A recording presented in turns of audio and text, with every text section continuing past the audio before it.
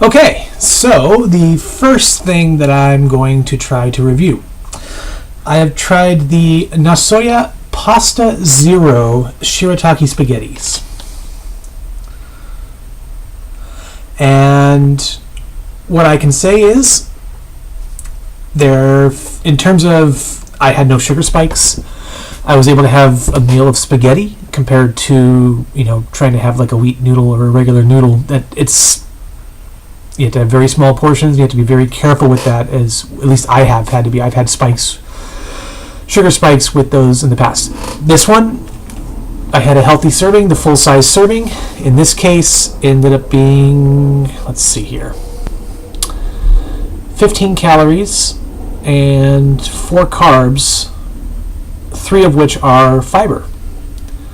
Very low sugar, low protein, no sodium, no cholesterol, no fat. And this bag has 2 servings basically. So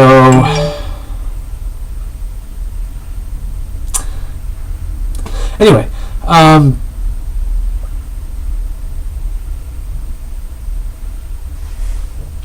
what can I say? Here, in terms of sugar spikes, it's great. The flaws in it, because there are a couple of very noticeable issues with this. Primarily sorry for the interruptions. Primarily the texture. This is not going to have the same texture as a regular spaghetti noodle, or their flat noodle version is the same. I've tried that as well. It does not have the texture of a noodle. It's got like an outside layer that's rubbery, so it's like the best I've ever seen of an example to describe. Imagine a really, really thin, like spaghetti noodle thin version of squid. It's got that kind of rubbery thing to it. Not quite as tough, but it's still, the texture's really off-putting in spaghetti or in a pasta. The other issue is the noodles on this are about 2.5 feet long, which means you have to actually, after you rinse it and after you get it prepped, you have to actually slice them to the right length.